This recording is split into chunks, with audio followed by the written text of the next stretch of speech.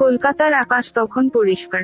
যে সময় শহরে অর্পিতার বাড়ির জানালায় বৃষ্টির জল টুপটাপ শব্দ তুলছে, সেই সময় শহরের অভিজাত পাঁচতারা হোটেলের 22 তলার কাচঘেরা কনফারেন্স রুমে বসে আছে আদিত্য সেন। সামনে বিদেশি বিনিয়োগকারীরা। প্রজেক্টরের আলোয় একের পর এক গ্রাফ বদলাচ্ছে। কারো মুখে হাসি, কারো হাতে ল্যাপটপ। আদিত্য নিখুঁত ইংরেজিতে ব্যবসার পরিকল্পনা বুঝিয়ে চলেছে। তার কণ্ঠে আত্মবিশ্বাস, চোখে দৃঢ়তা। তাকে দেখে কেউ বুঝতেই পারবে না, এই মানুষটির ব্যক্তিগত জীবনে কোথাও একটা অদৃশ্য যন্ত্রণা তৈরি হয়েছে। মিটিং শেষ হতে রাত 9টা বেজে গেল। সবাই করমর্দন করে বেরিয়ে গেল। কনফারেন্স রুম ফাঁকা হতেই আদিত্য চেয়ারে হেলান দিয়ে চোখ বন্ধ করল। হঠাৎ মোবাইলের স্ক্রিনে ভেসে উঠল একটি ছবি। অর্পিতা। ছবিটা 3 বছর আগের। দার্জিলিংয়ে বেড়াতে গিয়েছিল তারা। অর্পিতা হেসে ক্যামেরার দিকে তাকিয়ে আছে, আর আদিত্য তার দিকে। কত সহজ ছিল সেই দিনগুলো। ছবিটার দিকে তাকিয়ে আদিত্যর বুকের ভেতর একটা দীর্ঘশ্বাস জমল। সে ফোন করতে গিয়েও থেমে গেল। এখন হয়তো ঘুমিয়ে পড়েছে। এটাই ছিল তার অজুহাত। আসলে সে জানতো না, কি কথা বলবে অর্পিতাকে। কি বলার আছে। ব্যবসার জগতে হাজার মানুষের সামনে কথা বলা সহজ, কিন্তু নিজের স্ত্রীর সামনে গিয়ে দাঁড়িয়ে সত্যিটা সব সময় স্বীকার করে নেওয়া বা নিজের অনুভূতি প্রকাশ করা তার কাছে অসম্ভব হয়ে উঠেছে। অথচ হোটেলটায় আর থাকা যাবে না। তাকে এখান থেকে বেরোতেই হবে। এদিকে রাত বাড়ছে। অর্পিতা বই হাতে বসে আছে, কিন্তু একই পৃষ্ঠা 10 মিনিট ধরে পড়েও একটি লাইন তার মাথায় ঢুকছে না। বইটা বন্ধ করে সে আয়নার সামনে দাঁড়ালো। নিজের মুখের দিকে তাকিয়ে মনে হলো, এই কি সেই আমি, যে একদিন ছোট ছোট স্বপ্ন নিয়ে সংসার শুরু করেছিল।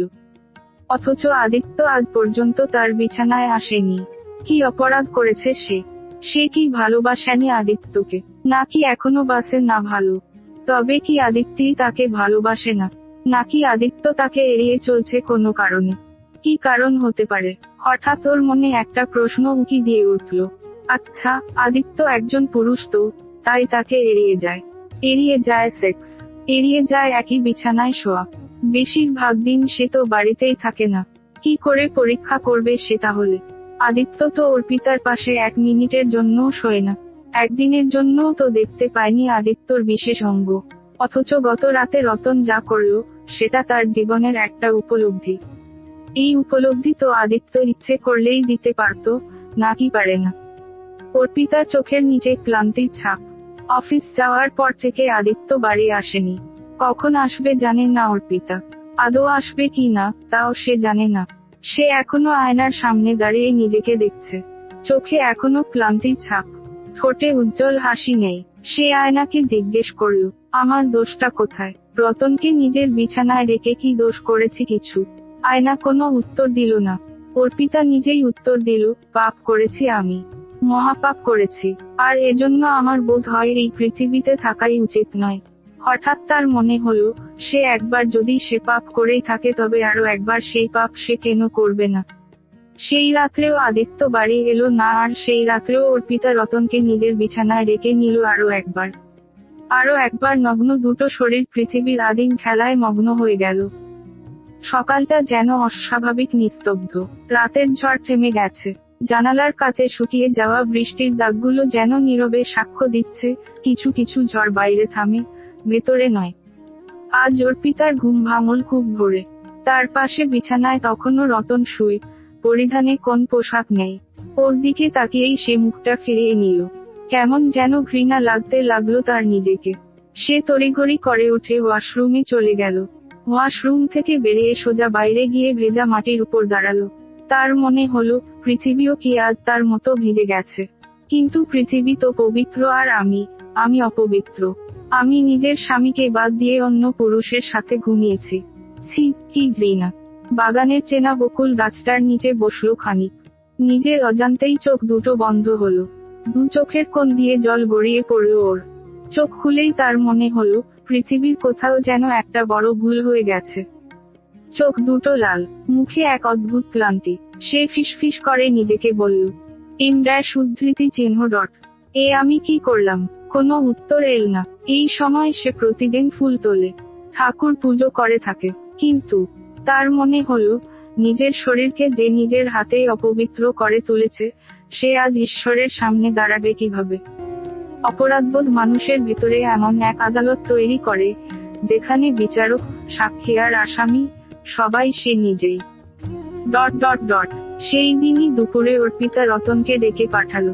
রতন ঘরে ঢুকে চুপচাপ দাঁড়িয়ে রইল।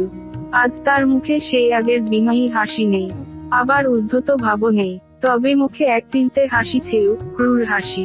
সে অপেক্ষা করছিল অর্পিতা কি বলে।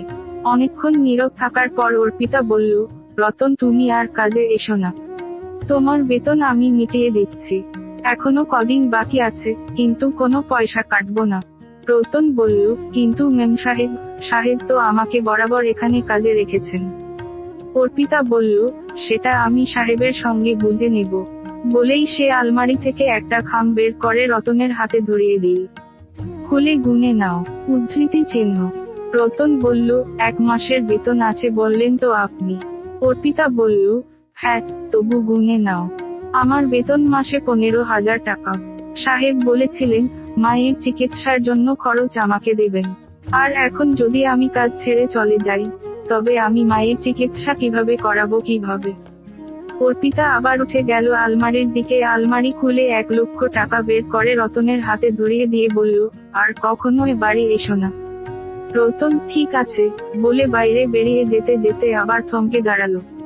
তারপর খানিক থেমে গেল আর বলল, মেম সাহেব, দরকার হলে আবারও ডাকবেন। রতন মুচকি হেসে ঘর থেকে বেরিয়ে গেল। অর্পিতা মনে মনে বলল, ছি, বাজে লোক একটা। একে আবার আদিত্য বিশ্বাস করেছিল। যাক, তাড়িয়ে দিয়ে বেঁচে গেছি, কিন্তু আমার যে সর্বনাশটা সে করে গেল। ছি, আমারও ভুল ছিল। সেই সবকিছু ভুলে যাওয়ার চেষ্টা করতে লাগলো। সকালে রতনকে তাড়িয়ে দিলে কি হবে? বিকেলে রতন এসে হাজির হলো।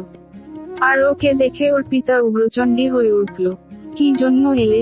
বেরিয়ে যাও এই বাড়ি থেকে। মেম সাহেব, চলেই গেছিলাম, কিন্তু একটা জিনিস দেখতে পেয়ে আপনাকে আগাম জানাতে এলাম।